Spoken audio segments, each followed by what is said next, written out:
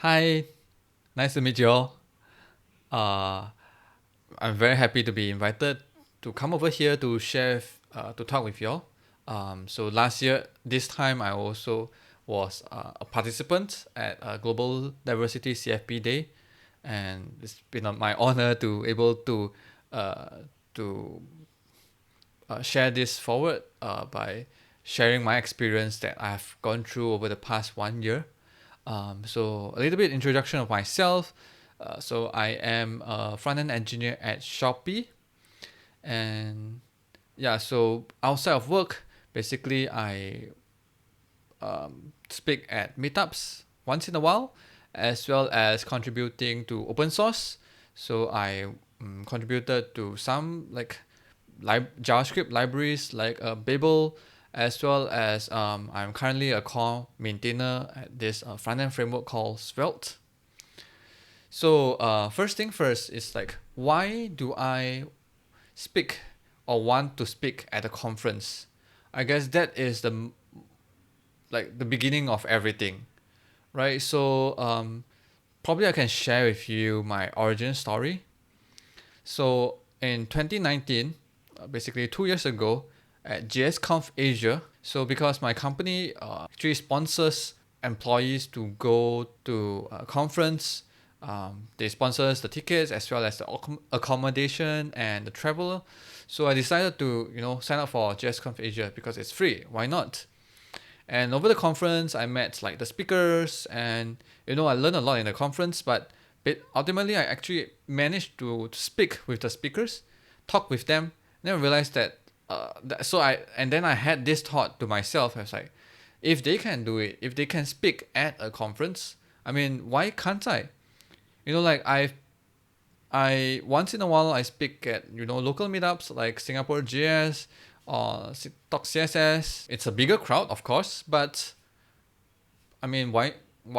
I think I can do it as well. If they can do it, I can do it as well. So that was like how it sparks me that I want to try to challenge myself, like push myself out there to speak at a conference. So that was 2019, and so like last year, at the beginning of the year, every year people likes to set New Year resolution, and I think to myself, my New Year resolution last year was that I want, we did by the end of last year, I want to speak at one of the global conferences. So way actually before 2020, I at the end of 2019, I started really go all out. I go find all the conference pages, gonna find like all the conferences that we know of. For example, in the front end world, there is like a JS conference, there's React Conf, and there's React Conf like in US, React Conf Europe, US React Conf like Hawaii, JS Conf as well. There's like JS Conf Europe, JS Conf Asia, US, and all this. So I go and find all the conference pages. I'm gonna look for all their CFP links. So some of them, happens at the beginning of the year. Some of them mid of the year. Some of them end of year, right? So some of them their CFP has already opened. Some of them are still closed.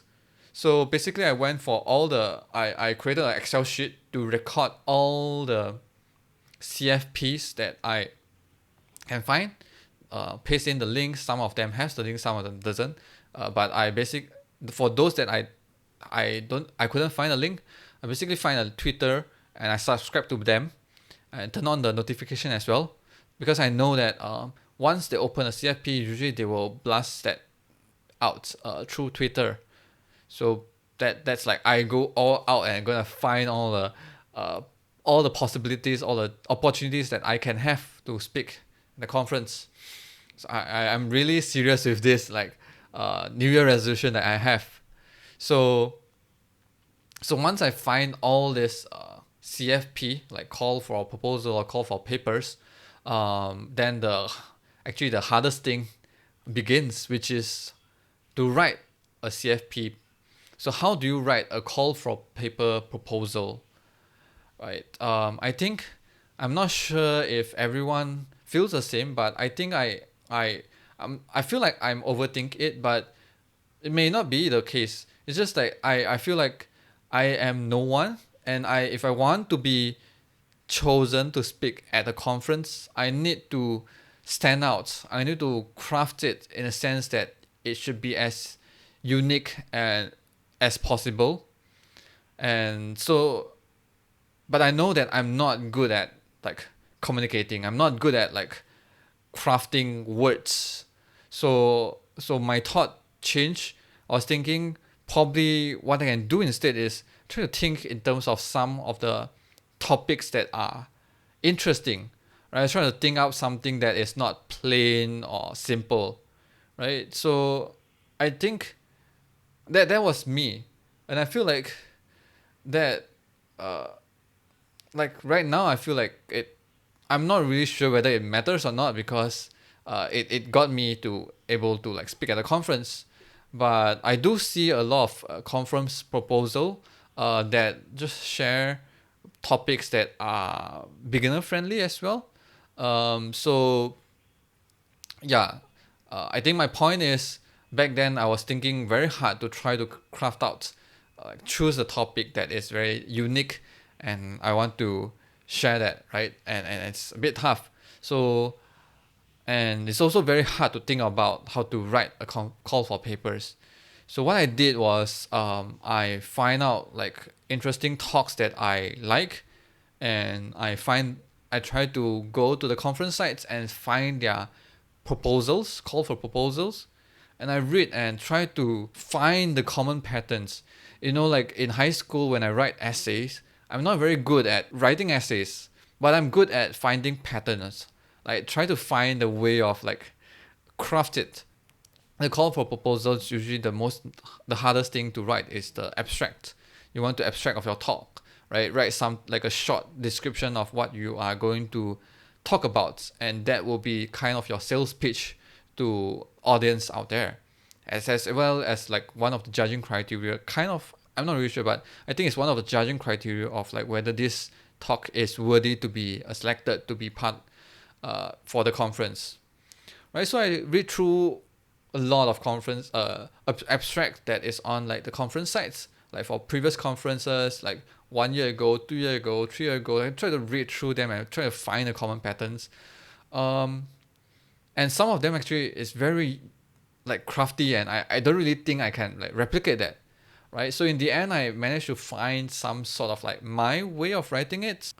So let me show you one example of my abstract that I've written. So I tried to come up with a very cool title, but I'm not sure whether it's cool enough. But it's like the Hitchhiker's Guide to Abstract Syntax Tree. So I try to draw reference from Hitchhiker's guides. If you have read that, probably you will relate to it. But basically, I see like some of those creative abstracts that tries to relate to pop culture. So I think that was my idea of like putting that in, and then my abstract will start with like one or two statements of what is happening right now. So it's like we have seen talks using code mods to quickly refactor large code base, right? That is like my punchline of like what is happening right now, and then I will follow up with what I will be talking about. So in this talk, I'll guide you through the fundamentals of AST, showing tips and tricks to traverse and manipulate the AST. Right, I'll share you what I'm going to talk about, and then I will end it with, at the end of this journey, you have a better understanding of how AST works and be much more confident in writing code mods.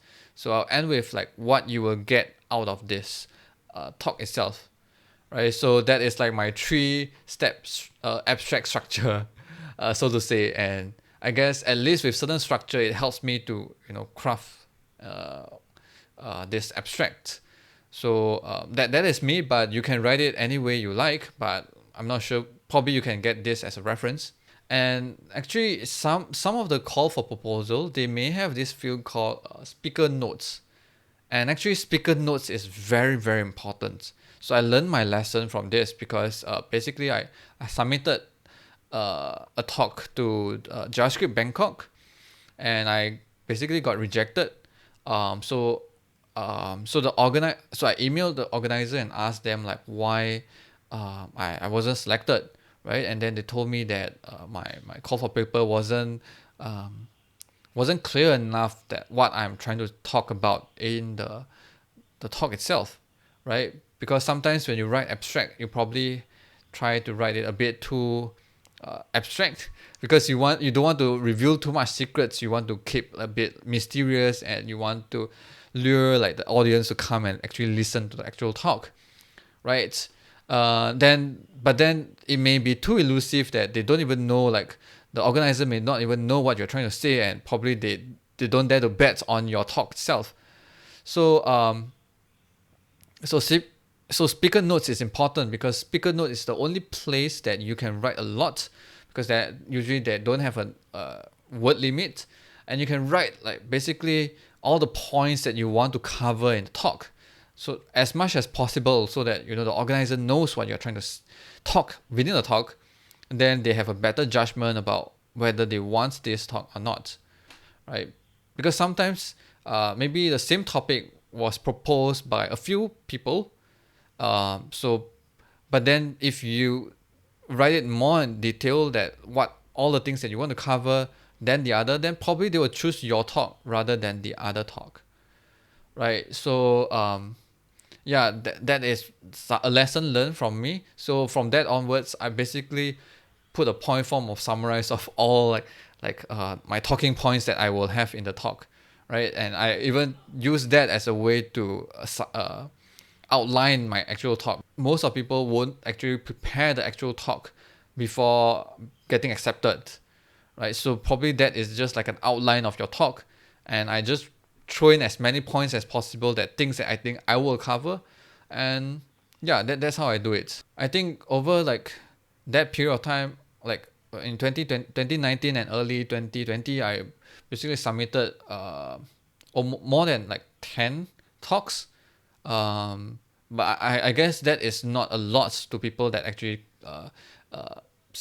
like for some of people. I think some people maybe even submitted even more, right? But yeah, I try to submit also, like you don't have to limit yourself one talk proposal per conference. Basically, from what I saw online, some people submitted like 10 proposals to one conference if you really want to go to that conference, right? I did that. I didn't have that many, but I submitted like say 4 or 5 proposals to one conference talks, and I would send the same, tweak a bit, and like send like 5 proposals to this conference, to that conference, and like all the different conferences, right? And but I didn't submit a lot.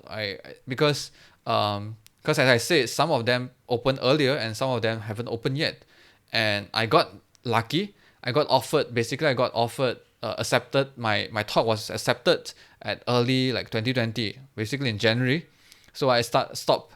It was JS Heroes at Romania. So from that onwards, I actually stopped submitting CFPs. I'm so happy that I actually finally got accepted to one of the talk, to talk at like conferences at Europe, right? I never been to Europe before, right? Also, yeah. So at the same time, right, I was actually, besides like writing CFPs and submitting CFPs, I also working on like the project called Svelte, and I was working like I was like triaging and fixing a lot of bugs, and I got myself lucky again. I got into like becoming one of the core maintainer. And the reason I shared this is that one day, like the one of the conference organizer reached out to Rich Harris, which is the creator of Svelte, to ask him to speak at that conference, right? But then he rejected his invitation because he thinks that that conference has too many white male speaker, and he thinks that it should deserve a slot to more diverse speakers. Right? But then the organizers want some topic about Svelte. So basically what Rich does is that he asked within our core maintainer chat group, asking like anyone wants to speak at the conference, right? So at that time, actually, I haven't received like the acceptance from JS Hero, so I didn't know that I will get into JS Hero. So basically, I just jump on any opportunity that I can find, right? So the moment he asked within a group, I was like, yes, I want to talk at the conference. Can you link me up to it, right? So, but then the next day, I actually got an email from JS Hero say I accepted to that conference as well. So at the same time, I suddenly got from zero accept talks to suddenly become two talks. Yeah, so I guess the moral of this story is that you probably like getting into speaking at conference probably besides like normal way of like submitting CFPs, probably a different way will be say work on some open source projects and like kind of like be good at it, and people will kind of find you, right? People find Rich Harris to speak at the conference, right? And then probably you may not be as famous as Rich Harris, but you work on this project a lot and you get to know him, and then probably he will also ask people because he may not want to attend all the conferences, right? He may ask around whether anyone wants to speak at it, and that is your chance to speak at a conference as well. So I want to share another story, which is as I was submitting this conference CFP's proposals, I didn't really actually before like GS Heroes, before I got lucky, I actually like a lot of them didn't like I didn't even get any reply from them, right? So after like maybe 1 or 2 months, I feel like because some of the deadline was way earlier, so I emailed them like, hey, I see that it's already past the deadline and probably it's already time, like they probably should have already gone through the proposals. And I think probably I saw it on a Twitter that they mentioned one of this conference called CityJS Conf was like in their Twitter account they said that they already started sending out emails for accepted talks, right? And I didn't get any email, so I DM'd them, asked them like I didn't get any email, so when will is my talk rejected? Can I know like why my talk is not accepted so that I can improve myself, right? So one of the things that I learned from Diversity CFP Day last year was that even if your talk is not accepted, you can still ask for feedback. You can still ask for ways that you can improve on the CFP so that your CF proposal will get accepted the next time, right? So that was what I did. Well, as you can see over here, basically, in this screenshot, basically, I didn't really get my reply.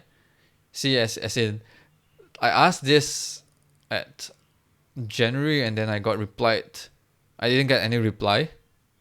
But then somehow the organizer remembered me and then asked me like, probably at that point of time there was like COVID happens and they they also organizing like meetups, but they couldn't find speakers anymore. So he was asking me like, hey, do you want to speak at a meetup instead?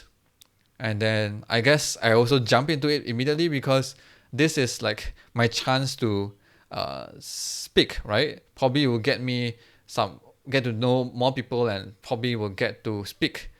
Because at the time, although I got accepted to like 2 conferences, but I couldn't go because of COVID. So both of the conferences that I mentioned earlier actually got delayed and cancelled, right? So it's like a roller coaster ride where I basically tried so hard and then I got accepted 2 talks, and then both of them get cancelled and delayed because of the COVID, right? So yeah, so I jumped at this chance like to speak at this conference, at this meetup, and then yeah, it was a lunchtime talk at London, so it's kind of like dinner time in Singapore, right? So I guess during the meetup, I got some pretty good feedback, and I guess get a pretty good feedback from the organizer as well. So I think 1 or 2 months later, they were thinking of organizing a CityJS Conf online because the pandemic is not going anywhere. And then they asked me whether I want to be a speaker, which is I of course immediately say yes, I want. And yeah, that is one of my I finally got my talk, right? Yeah, so the moral of this this whole story of the experience I have is that there is a lot of ways to like get to speak at a conference, right? If you put hard enough, you try all the avenues you have. I believe you as like me, I'm just like a normal person. If I can do it, you can do it too, right? That's what I learned, and that's a very humbling experience that I get uh, over 2020, right? So this is my sharing, and I hope to see you in the conference talk next year, right? Or this year, right? So all the best. See ya. Thank you. Bye bye.